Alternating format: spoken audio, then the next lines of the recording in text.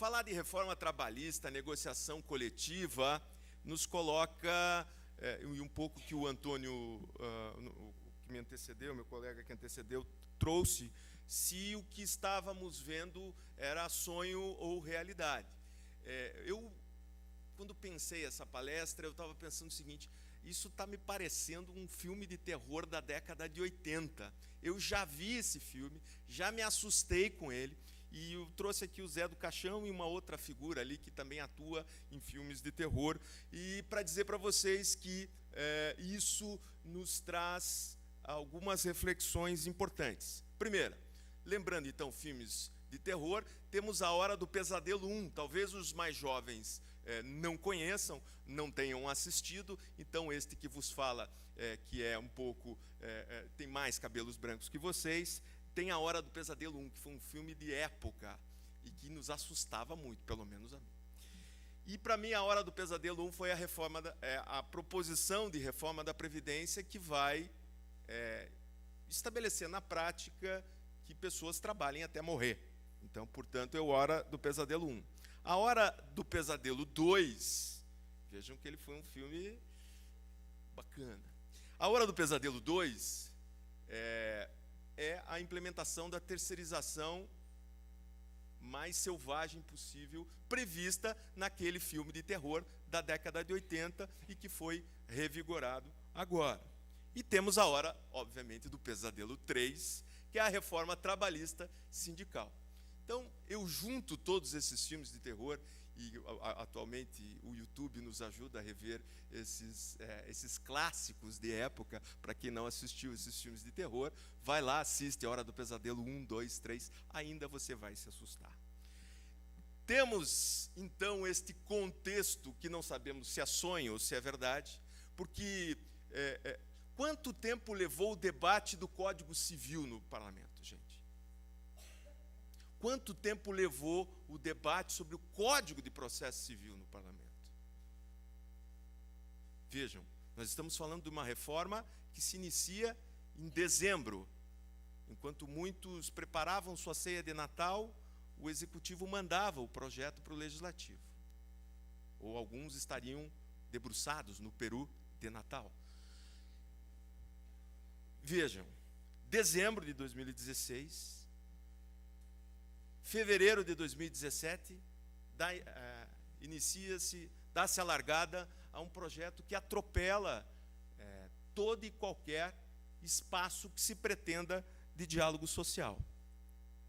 Antes disso, nós temos um projeto que muda, revira toda a perspectiva teórico, prático e jurisprudencial existente no nosso país. Aprovada essa reforma, todos os manuais deverão ser jogados no lixo. Porque tudo que aprendemos, vivenciamos, praticamos, debatemos ou discutimos nos processos judiciais, certamente estarão em patamar civilizatório bem diferenciado. Ah, mas Sandro, vai continuar discutindo férias, 13º, FGTS, mas de quem, aonde, de qual categoria? De um subempregado, de uma quarteirizada, de uma quinteirizada? Lembrando, estamos aqui nesta nossa casa, a OAB, 1/3 dos advogados militam nessa área. E digo a vocês, o trabalho vai reduzir significativamente. Se não no número de ações, mas efetivamente na qualidade daquilo que se debate. Pois bem, não adianta falar em reforma trabalhista sem entender que o Supremo iniciou a reforma trabalhista. O Supremo Tribunal Federal, com julgados que foram aparecendo a partir de 2015 e de forma mais incisiva em 2016, foram estabelecendo novas premissas interpretativas para o direito do trabalho. Sei que minha missão aqui é falar com vocês sobre negociação coletiva. E por isso destaquei elementos que reinterpretaram ou alargaram a interpretação do direito coletivo do trabalho a partir de julgados do Supremo Tribunal Federal. É engraçado que, no que diz respeito a retrocesso social, sempre aparece um ministro que se repete. Mas vamos lá. Greve de servidores, a extensão completa dos termos da Lei 7783 de 89 para os servidores públicos. Então, o julgado do ministro Dias Toffoli incorpora de maneira integral a aplicação desse dispositivo, que era de forma mitigada, já aplicada a servidores públicos, mas agora se integra totalmente. A prevalência do negociado e o legislado, o famoso julgamento do PDV do BESC, a questão das horas in itinere, julgados de Theory e de Barroso, a suspensão da súmula 277 do TST, que é a súmula que previa a ultratividade da norma coletiva. Detalhe, neste caso, enquanto muitos corpos e almas se movimentavam para os bailes de carnaval, na sexta-feira pré-carnaval, Gilmar Mendes dá um despacho às 20 horas, suspendendo os efeitos da súmula 277. Sinal que Gilmar Mendes não gosta de carnaval. Além disso, repercussão geral no que diz respeito ao custeio sindical.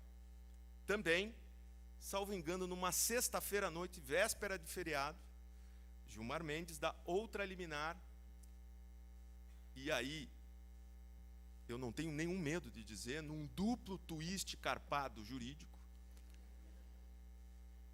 empacota bem bonitinho toda a discussão de contribuição confederativa e a transmuta na questão da contribuição negocial, contribuição assistencial, e vai lá dar uma liminar, que também é deliberada no tal do plenário virtual, vá-se saber onde está o ministro na hora da deliberação, né? Pois bem, então o Supremo já lançou algumas balizas interpretativas que diferenciam do histórico construído até então. Isso, evidentemente, cria as condições para que lá, enquanto o Michel brincava com o Michelzinho no palácio, mandasse, então, esse projeto que tinha como justificativa básica a valorização da negociação coletiva, o privilégio ao diálogo social, evitar a judicialização dos instrumentos coletivos e a criação do representante no local de trabalho, que eu apelidei de cipeiro sindical. Porque ele é um jeitão, tem jeitão de cipeiro. É um cipeiro sindical. Pois bem, esse processo foi encaminhado para a Câmara, e o que saiu lá da Câmara dos Deputados, eu não vou entrar no debate regimental, procedimental, mas é basicamente um projeto que se circunscrevia a uma questão muito pequena, adquire uma musculatura e é anabolizado. É verdade, paranaenses colaboraram para este projeto ser tão anabolizado. É verdade que a justificativa está bem ruizinha na Câmara. A do Senado, eu tive já a oportunidade de ler, está melhorzinha. Mas o que acontece com essa reforma é um ataque aos pilares do contrato de trabalho, na gestão do tempo e da remuneração, se fôssemos sintetizar esse projeto. E do ponto de vista sindical, que é o que me consta, há uma fragilização do poder sindical. Há uma total desconexão entre a atuação da atividade sindical e este sujeito que é escolhido lá no meio da empresa, nem sindicalizado precisa ser, para passar a ter uma atuação de representação. Ora, gente. Temos o negociado, não está escrito errado não, negociado contra o legislado. Por quê? Porque tudo que era possível de flexibilização nos instrumentos coletivos já tinham uma prática nas negociações coletivas.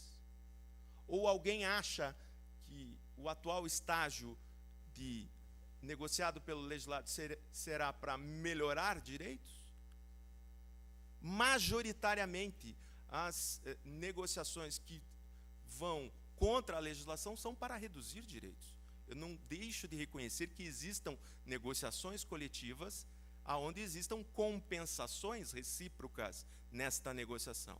Mas, via de regra, com a superação do patamar civilizatório, da mediação, da regulação do trabalho, nós teremos, posso estar bem enganado, mas o negociado contra o legislado. Ainda, a supressão da contribuição sindical, do imposto sindical, o fim da ultratividade da norma coletiva, e eu acho interessante isso, porque se a gente for lá no Código de Defesa do Consumidor, os contratos de consumo têm a previsão de possível extensão dos seus efeitos. No direito do trabalho a gente tem um certo problema, porque não existe como um acordo para o exercício do poder normativo, mas também se a norma fica sem a sua extensão, ela deixa de existir. Então, temos um problema. Doutor Sandro. Pois não? 5 minutos. Meu Deus do céu. Travas ao poder jurisdicional. Não, você descontou meu tempo da apresentação, da piada, desconta aí. Travas ao poder jurisdicional na apreciação do conteúdo e alcance dos instrumentos coletivos. E aí já digo que esse será o tema do meu debate na Comissão de Direito Sindical. O poder judiciário tem, por esse projeto, grandes travas na intervenção do conteúdo e alcance dos instrumentos coletivos. E pavimenta o fim da norma mais favorável no cotejo entre acordo ou convenção coletiva. No Senado Federal, desculpe que desconfigurou, mas o parecer da Comissão de Assuntos Econômicos sugere o veto do negociado pelo legislado na questão do intervalo intrajornada e na questão da fixação da jornada 12 por 36 individualmente, sem a mediação do sindicato. Sugere o veto do cipeiro sindical, desse representante sindical no local de trabalho. E traz novos argumentos. Eu confesso a vocês que o parecer do senador é mais sólido do ponto de vista do debate teórico. Entretanto, a exemplo da Câmara, ele ouve a todos, mas só acolhe os argumentos empresariais, basicamente. Então, o que nós temos é a transformação do direito do trabalho em direito empresarial do trabalho. E ainda ele dá mais umas caneladinhas na Justiça do Trabalho, falando de populismo judicial, ativismo judicial. É interessante que, embora assessorado por membros da magistratura do trabalho, esta reforma trabalhista é conduzida por pessoas que deixaram claramente a sua posição de ódio, de contrariedade com o direito social, com a justiça do trabalho. Isso é bem interessante. Eu não vou trazer esses dados de sindicalização. E como fica, então, a pergunta que o professor Rodrigo me fez? Como fica a negociação coletiva com a reforma? Pois, então, com essa pergunta, eu respondo com outras perguntas. Esta reforma trabalhista aprimora o diálogo social? Esta reforma trabalhista vai desconstruir a teoria do conglobamento? Como ficará a teoria do conglobamento, a apreciação de concessões recíprocas na apreciação de validade ou não do instrumento coletivo? E me parece aqui, no próximo tópico, tenhamos os elementos, especialmente para quem trabalha na área de direito coletivo, algumas questões que me parecem sejam importantes. Cada vez mais, os elementos essenciais do negócio jurídico, e isso está expressamente disposto no texto da reforma trabalhista, os elementos essenciais desse negócio jurídico, a vontade coletiva, os atos coordenados e sucessivos para a solenilização dos instrumentos. Este ato jurídico coletivo passa a ter responsabilização da empresa, dos seus gestores, ou do sindicato e dos seus dirigentes? Um instrumento coletivo que flexibiliza de modo muito substancial direitos, que é aprovado numa assembleia esvaziada, tem legitimidade e representatividade para operar efeitos jurídicos nos contratos individuais de trabalho? Outra pergunta que deixo. Enfim, este projeto fortalece a interveniência sindical na negociação coletiva? Acho que enfraquece. Determinará uma verdadeira equivalência entre os contratantes coletivos? Penso que não. Um enfraquecimento e uma fratura de um ente que, querendo ou não, goste ou não, ainda é um espaço da mediação entre capital e trabalho, que são os entes sindicais. É prudente realizar esta reforma em tempos de crise econômica e altos índices de desemprego? São perguntas que deixo. Nessa guerra de posições, as centrais sindicais, o DIEESE, o DIAP, a ANAMATRA, a NPT, a ABRAT, a CNBB, a OAB Federal quanto a procedimento e agora quanto a mérito, e 17 ministros do TST já se posicionaram de modo muito claro contra essa reforma trabalhista. E deve ter acabado meu tempo. E como todo mundo aqui, acho que é de Curitiba ou da região, conhece o nosso poeta maldito, Paulo Leminski. Para que a gente entenda que viver, trabalhar, faz parte da nossa existência, da nossa história, mas o que é essencial é dizer o seguinte: esta vida é uma viagem, pena eu estar só de passagem. Obrigado, um abraço a todos. Doutor Sandro, como o sindicato irá se sustentar e efetivamente defender os direitos do trabalhador sem a contribuição sindical? E há uma pergunta que a complementa: qual será a saída para o financiamento da atividade sindical, caso vingue a reforma trabalhista? O que me parece seja mais importante na reflexão sobre a sustentação financeira de qualquer órgão, meio de representação na nossa democracia, é dizer o seguinte: esta instituição, na qual estamos aqui debatendo, não admite o exercício da profissão sem o pagamento da anuidade. Os partidos políticos têm fundo partidário e precisam desses recursos, goste-se dos partidos políticos ou não, mas são ferramentas necessárias para o proselitismo político de ideias, de filosofias. Os sindicatos têm como herança do modelo corporativo a contribuição sindical, que por si só não é um mal, porque tributos, se cada um desta sala, você gostaria de pagar tributo, né, como diz o André? Ninguém gostaria. Entretanto, é uma forma de custeio de entidades de representação. O que ficaria com o fim da contribuição sindical? Eu tenho uma solução bem simples. Bem simples. O fim da contribuição sindical para sindicatos patronais e de trabalhadores deve ser ajustado para a participação igualitária para todos os recursos do Sistema S, que são dragados ao sindicalismo patronal, sem o seu correspondente pagamento ou repasse ao sindicalismo de trabalhadores. Todos nós nesta sala, quando tomamos água, compramos iogurte, pagamos uma contribuição ao Sistema S.